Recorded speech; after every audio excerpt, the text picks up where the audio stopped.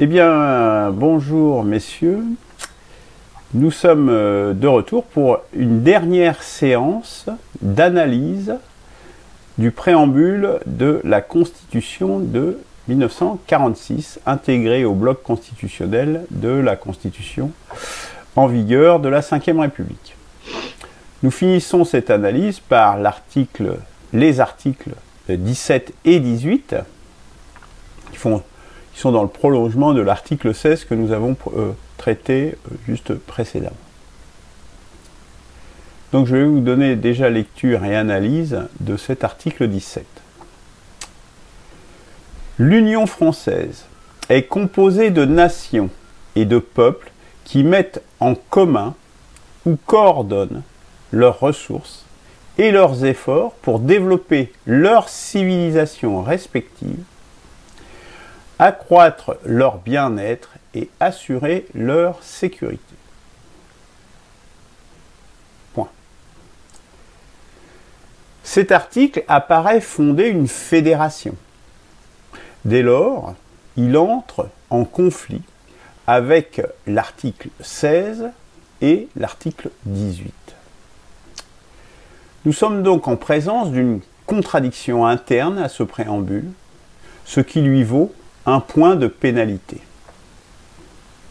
Il comporte aussi de multiples ambiguïtés, de toute évidence volontaires, compte tenu des modalités d'élaboration de cette partie. Ils lui valent un second point de pénalité pour imprécision. Je renvoie pour les modalités d'élaboration de cette partie, notamment à l'article Wikipédia sur l'Union française, chapitre second projet, que vous trouverez en lien sur le site du Cercle du renouvellement constitutionnel joint à cette analyse. Alors, c'est comme vous voulez, soit j'enchaîne directement sur le 18 ou nous faisons un premier arrêt sur le 17. Non, bon, bah je poursuis donc sur le 18. Fidèle à sa mission traditionnelle, la France entend conduire les peuples dont elle a pris la charge à la liberté de s'administrer eux-mêmes et de gérer démocratiquement leurs propres affaires, écartant tout système de colonisation fondé sur l'arbitraire. Elle garantit à tous l'égal accès aux fonctions publiques et à l'exercice individuel ou collectif des droits et libertés proclamés ou confirmés ci-dessus. Point.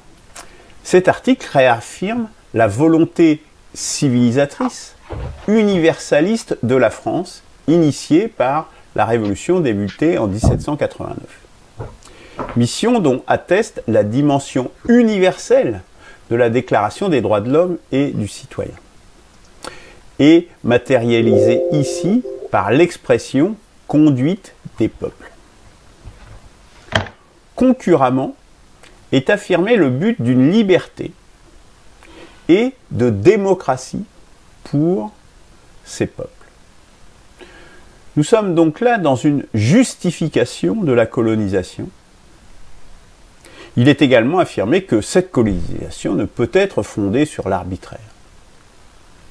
Pourtant, cette mission de guider d'autres peuples ne peut-elle pas être vue comme l'expression d'un arbitraire? Qu'est-ce que l'arbitraire? Le CNRTL, qui édite un dictionnaire, organisme du CNRS, propose divers sens que l'on pourrait synthétiser ainsi. Décision unilatérale, prise en dehors d'un ordre préétabli juridiquement ou scientifiquement, rationalité, ou d'une raison valable pour tous, universalité. Nous sommes de toute évidence pas dans le champ d'un ordre préétabli rationnellement. Dans la seconde acception, il conviendrait de savoir comment et qui définit ce qui est universel.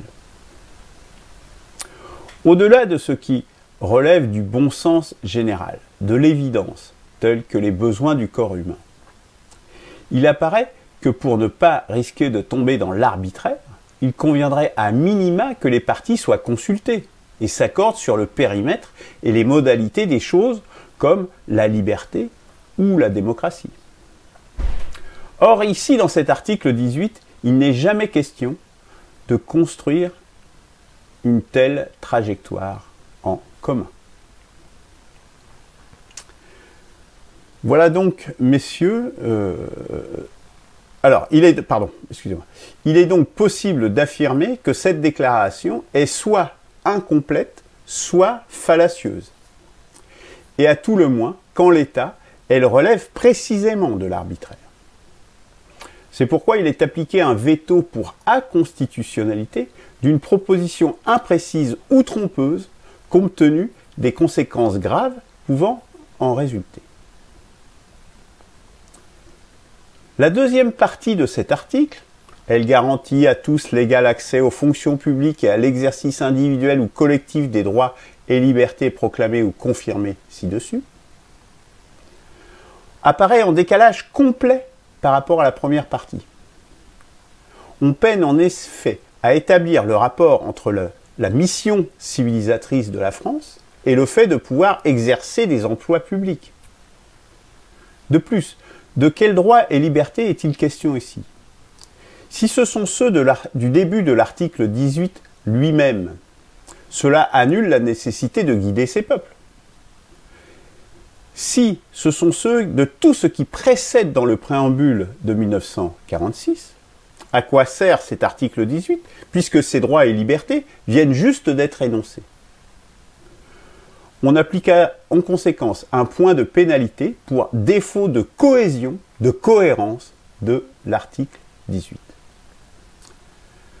Voilà, messieurs, l'analyse que je vous livre. Alors peut-être faut-il revenir en premier sur l'article 17. On voit bien qu'il y a quand même une différence sensible. C'est pour ça que je vous proposais de traiter l'article... je vous ai déjà un peu imposé de traiter l'article 16 en premier, puis l'article 17. Et le 18, on voit bien qu'il est encore... chacun de ces... Même s'ils traitent tous les trois de l'Union française, on voit bien que chacun a une portée et exprime une curiosité, pour ne pas dire plus,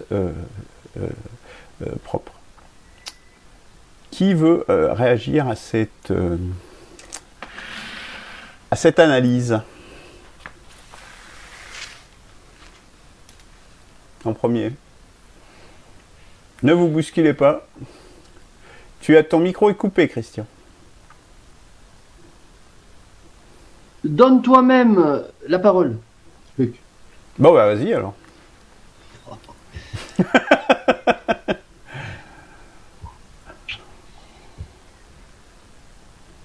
Bon, bien évidemment, tout ce que tu viens de dire est parfaitement exact. Je renouvellerai l'observation que j'ai faite la semaine dernière. La semaine dernière, j'avais souhaité que les trois articles soient traités en même temps, parce qu'ils me semblent relever du même sujet, avec trois variantes différentes. Mais en tout état de cause, ils sont articulés les uns avec les autres, d'autant plus que les articles 17 et 18 n'existent pas s'il n'y a pas l'article 16 qui dit qu'il y a une union. Bon. Je poserai simplement une question à laquelle tu répondras plus tard. Tu as dit que l'article 17 entrait en contradiction avec l'article 16. Alors, j'ai pas compris pourquoi. Bon, je te demande de nous préciser. Voilà. Après, bon, moi je ne peux disons, approuver et valider toutes les pénalités et veto que tu as indiqué sur ces deux articles. Je me contenterai simplement de les relativiser parce qu'à mon sens, ces deux articles sont du verbiage totalement, disons, sans effet. Ces deux articles ne mangent pas de pain, ils ne veulent rien dire. Voilà, bon, ne serait-ce qu'au niveau de la syntaxe, l'Union française est composée de nations et de peuples qui mettent en commun ou coordonnent leurs ressources et leurs efforts pour développer leur civilisation respective. Ça veut strictement rien dire. On ne parle pas d'institutions. Accroître leur bien-être, assurer leur sécurité. Bon, voilà. 18, fidèle à sa mission traditionnelle. Oh, quelle mission traditionnelle à la France? Bon, voilà. C'est des mots en l'air. La France entend conduire les peuples dont elle a pris la charge à la liberté de s'administrer eux-mêmes et de gérer démocratiquement leurs propres affaires. Alors, effectivement, une contradiction que tu as très bien remarquée, entre cette phrase et la suite, c'est-à-dire que si les peuples s'administrent eux-mêmes, c'est pas la France qui garantit l'égal accès aux fonctions publiques. Et puis, c'est ni la France qui va le garantir, ni la France qui va donner des consignes pour qu'à l'intérieur, lorsque les peuples respectifs se seront administrés et gérés démocratiquement eux-mêmes, ils garantissent l'accès aux fonctions publiques. Donc, ça ne veut rien dire. Et on voit d'ailleurs pas quel type de loi opérationnelle on peut déduire de ça. Puisque, après tout, les articles de Constitution sont des chapeaux à partir desquels des mesures concrètes peuvent être déclinées, énumérées sous forme de loi ordinaire. Donc, il n'y a pas de loi ordinaire qui découle de ça. Donc, je résumerai en disant tout à fait d'accord avec la notation que tu as indiqué pour ces deux articles, ou ces trois articles, mais ils me paraissent de toute façon tout à fait sans effet. Alors, il ne s'agit pas de dire que les lois qu'il y a derrière sont contraires, il n'y a pas de loi, ils sont sans effet, ce ne sont que des paroles en l'air. Voilà. Je ne vois pas autre chose à dire. D'accord. Jean-Charles ? Oui, alors, bah voilà, j'ai un avis tout aussi mitigé que vous, et même je cautionne la notation qu'a émise Luc.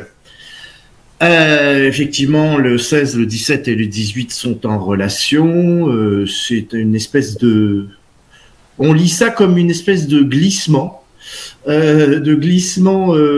dans la volonté de dire les choses, mais d'en éviter d'autres. Bon, apparemment, évidemment, ce texte date de 1946, donc on ne peut pas ignorer la date de son écriture, de sa rédaction, surtout à la lecture du 16, 17, 18. D'autres articles peuvent être, comment dire, considérés dans ce préambule comme pouvant s'appliquer à de façon intemporelle, enfin en tout cas revendiquer le fait qu'ils puissent perdurer et ne sont pas forcément extraits ou absolument à mettre dans un contexte particulier. Là, on voit quand même que ces articles appellent le contexte. Donc oui, effectivement, il parle de cette union française qui fait référence à tout le moins donc des futurs dom-tom et puis des ex-territoires colonisés, enfin dits colonisés, qui le sont encore, administrés plus ou moins de façon différente, l'Algérie, enfin etc. Bon. Donc, c'est contextualisé, le contexte est important. En conséquence, on voit aussi que l'évolution des choses, à l'époque, c'est encore l'Indochine aussi, hein, on voit que les choses sont en mouvement, que les rédacteurs sont ennuyés aux contournures. Et on le voit particulièrement, enfin moi je fais juste un focus là au stade de la discussion sur écartant tout système de colonisation fondé sur l'arbitraire. Donc Voilà, apparemment, tout ce qu'ils auraient à dire contre la colonisation, enfin, tout ce qu'ils osent à dire sur le fait colonial serait qu'il soit arbitraire.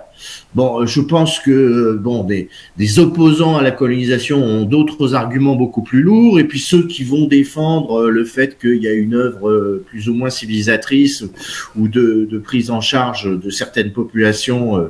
Enfin bon, c'est toujours le problème du droit de le faire ou pas, mais en tout cas, peut-être qu'on peut aussi ne pas s'arrêter sur le simple arbitraire et dire que peut-être qu'il y a quelques apports qui sont faits ici ou là. Mais bon, apparemment, ils sont très gênés, ils savent pas trop quoi dire, donc ils ont trouvé le mot arbitraire. Donc tout tourne autour de cette façon de dire les choses sans vouloir les dire jusqu'au bout. On pourrait s'amuser pour la compréhension de ces articles de remplacer, apparemment, il parle donc encore une fois de ces territoires extra-métropolitains. On pourrait s'amuser à remplacer justement ces territoires extra-métropolitains dans ce qui est censé être le sujet de ces articles par, je sais pas, la Bretagne, la Creuse, la Touraine, etc. Et imaginer appliquer ces articles à ces territoires, pour le coup, beaucoup plus ancrés dans l'histoire française et qui ne suppose pas ce genre de comment dire, contournement, voilà. Donc, moi, je vais pas rentrer dans les questions de savoir si qu'est-ce que c'est que le développement des civilisations respectives. Ça voudrait donc dire que ce sont vraiment des civilisations qui ne sont pas les mêmes. C'est aussi encore assez étrange que de dire que la nation est une et indivisible, etc. D'aussi de là dans le corpus constitutionnel, et de voir que apparemment on parle de civilisations qui sont différentes, puisque on parle de civilisations respectives. Ensuite, apparemment, on prend en charge la liberté de certains qui, par paradoxe, et là ça a été souligné, devraient s'administrer eux-mêmes. Donc voilà, c'est complètement antinomique comme phrase. Enfin voilà, ces articles, c'est une errance basée sur un malaise qui n'a pas l'air d'être résolu dans l'esprit de ceux qui l'ont rédigé. Et si l'on doit faire vivre le bloc constitutionnel et l'adapter à son époque, actuellement, on pourrait dire que on pourrait faire tomber, d'une certaine façon, ces derniers articles. Peut-être que le 16 mériterait un petit peu d'être retenu en partie dans ce qu'il veut dire, mais le 17 et le 18, on pourrait carrément les rayer de la carte. Voilà pour ce que j'ai à en dire. Merci Jean-Charles, merci à vous deux. Bon, bah, je vous remercie d'agréer à l'analyse que j'en ai faite de ces articles.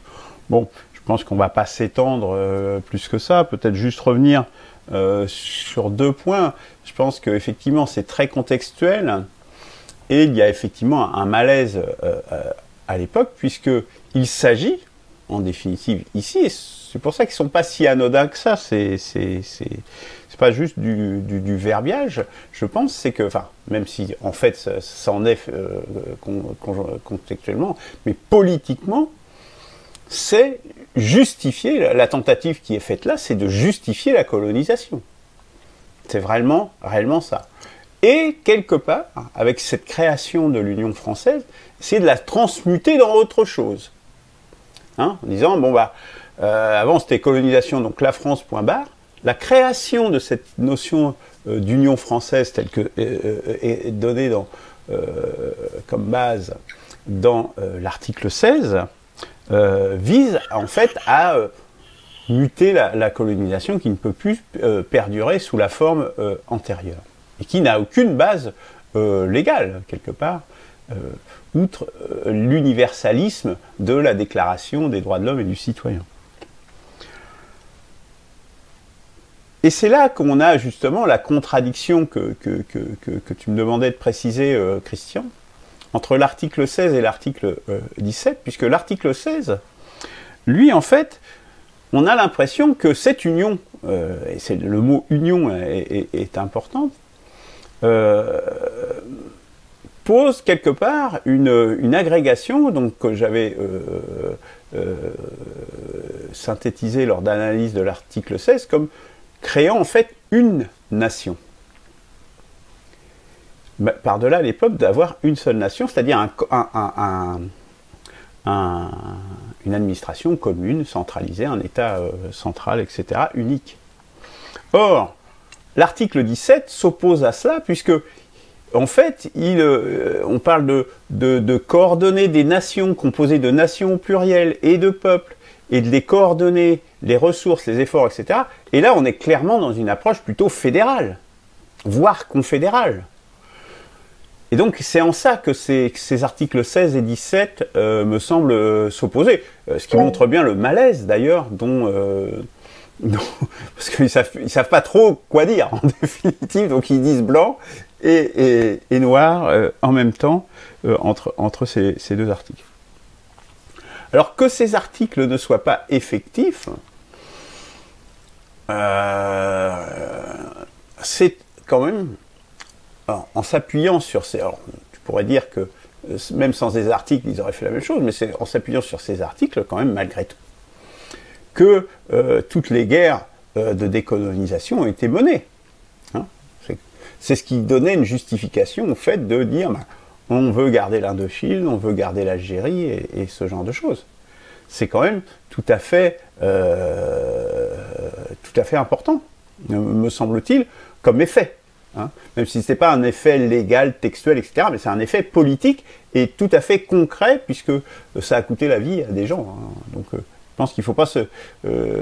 Enfin moi, il y a la loi et il y a quand même ce qui en découle dans les faits, dans la politique concrète, et je pense que... Enfin moi, je ne passe pas ça par pertes et profits.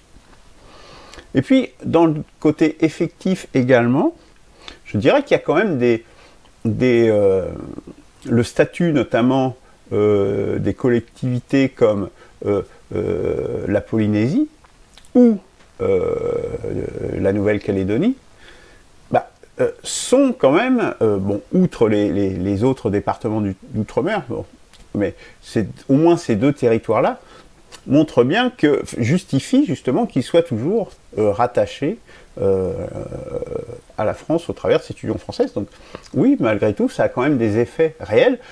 Et avec les accords de Nouméa, etc., et le processus référendaire, qui est toujours en cours en Nouvelle-Calédonie aujourd'hui, tire sa justification quand même de ces articles. Donc je pense quand même que oui, il y a quand même des effets, y compris dans la loi.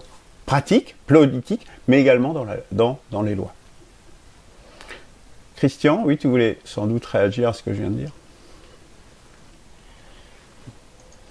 Oui, alors, moi je ne lis pas l'article 16 et l'article 17 tout à fait de la même façon que toi. Je ne vois pas la contradiction. L'article 16 ne dit pas qu'il doit y avoir un gouvernement unifié. Il dit au contraire, il parle d'une union française. Donc ça veut dire qu'il y a c'est pas écrit, mais ça sous-tend quand même plus une idée fédérale qu'une idée jacobine. Mais bon... enfin bref, c'est pas le plus important. Moi, le plus important, c'est aujourd'hui, parce que là, on a une constitution qui dit cela. Bon. Quelle réalité ça a aujourd'hui l'Union européenne, l'Union française? Alors, soit l'Union française existe, parce que l'Union française en 1946, c'était l'Algérie, l'Indochine, c'était des colonies qui avaient été décidées comme étant la France, parce que l'Algérie c'est la France, bon, bref. C'est toujours le même problème. Si ces articles ne veulent plus rien dire, il faut les supprimer. Et notre rôle, semble-t-il, c'est de dire que ces articles sont obsolètes, ils ne veulent rien dire, ou ils veulent dire quelque chose qui n'a aucun sens, ou ils sont contradictoires avec autre chose. Est-ce que ces articles, aujourd'hui, ont leur place dans la Constitution? Bon.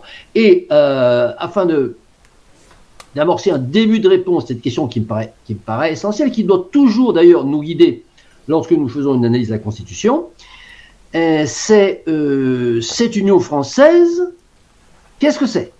Aujourd'hui, on a des DOM, on a des TOM. Les DOM, c'est la France, Hein, bon, les tomes, c'est bon, c'est la France aussi. Bon, qu'est-ce que c'est que cette Union française? Donc, ces articles doivent être soit complétés, c'est-à-dire précisés, hein, tout ce qui est, qu'est-ce que c'est que cette Union française?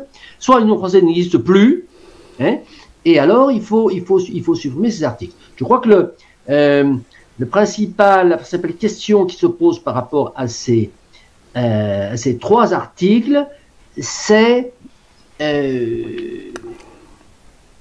leur signification réelle compte tenu de la situation de la France et des dom-toms. Oui. Bah. Et je vais terminer en disant que s'il s'agit de dire, attendez, les dom et les toms, c'est pas tout à fait pareil. Ça, c'est déjà fait. C'est écrit dans la Constitution elle-même, dans la Constitution de 58. Bon, alors, qu'est-ce que viennent dire de plus ou de moins, ou de façon contradictoire, ces 3 articles qui font partie du bloc constitutionnel? Ils disent rien, ils sont pas vraiment contradictoires, et ils ne font que semer le trouble, en fait, alimenter l'imprécision et la non-clarté dans le bloc constitutionnel. Ouais, je pense, enfin, moi il me semble que ça justifie justement cette distinction qui est faite tant dans la Constitution elle-même, là je rappelle que nous sommes dans le préambule, qui énonce des principes, donc que dans le préambule qui est à un niveau, je dirais, méta par rapport à la Constitution elle-même, ce n'est pas illogique qu'on dénonce des principes qui se déclinent dans la Constitution, principes de second niveau qui de nouveau vont se décliner dans les lois. Ça ne me semble pas incohérent, je dirais que matériellement, justement, il existe des DOM et des TOM en référence à cette Union française qui existe de fait toujours. Le lien Wikipédia, justement, dont je parlais tout à l'heure, je vais le mettre dans le chat d'ores et déjà pour que les gens puissent le voir.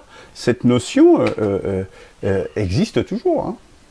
Elle est tout à fait contemporaine. Jean-Charles, peut-être tu as un mot à dire à ce propos? Bon, écoutez, je pense que là, on rentre dans un débat qui n'a pas vraiment une portée vraiment très importante. Je pense qu'il faut tout simplement conclure. Enfin, moi, j'ai conclu, et Christian a l'air d'aller dans le même sens, que ces articles doivent être complètement, comme je l'ai dit à la fin de mon intervention, doivent être rayés de la carte parce qu'ils ne sont plus, ils n'ont plus de valeur. Si on doit écrire une chose particulière sur les dom-toms, faisons-le. Bon, apparemment, c'est déjà écrit quelque part dans la Constitution, dit Christian. Je n'en ai pas connaissance, mais je lui fais confiance. Mais voilà, je pense que il ne reste plus que les dom-toms. L'Union française n'existe plus, dont acte. On vire ces trois derniers articles du préambule parce qu'ils ne se justifient plus, en tout cas dans les termes. Et si on doit biffer Union par dom-tom et en dire quelque chose que les constitutionnalistes ou ceux qui ont la barre sur l'écriture de ce genre de documents fassent le travail. Voilà. Après, dire que telle ou telle chose contradictoire par rapport à une autre, je pense que de toute façon, tout ça, ça devrait aller à la benne, quoi. Voilà, tout simplement. Et encore une fois, et pour terminer, préciser ça doit être fait, à la condition des dom-toms, la position des dom-toms par rapport à la métropole. Je pense qu'il y a peut-être 2-3 petites choses à en dire, mais la volonté politique autour des dom-toms est d'intégrer au maximum ces territoires dans la France, et c'est déjà le cas dans l'esprit. Il y a certainement des données pratiques qui font que ça peut mériter quelques commentaires particuliers parce que justement ils sont pas contigus du territoire métropolitain, donc on peut effectivement trouver à préciser certaines choses sur les dom-toms et du fait simplement de leur éloignement géographique, mais il n'est pas question de parler de civilisations différentes ou de ce genre de choses. Donc je pense que les choses sont bien claires dans l'esprit des politiques et de ceux qui pensent la politique et la chose politique à l'heure actuelle.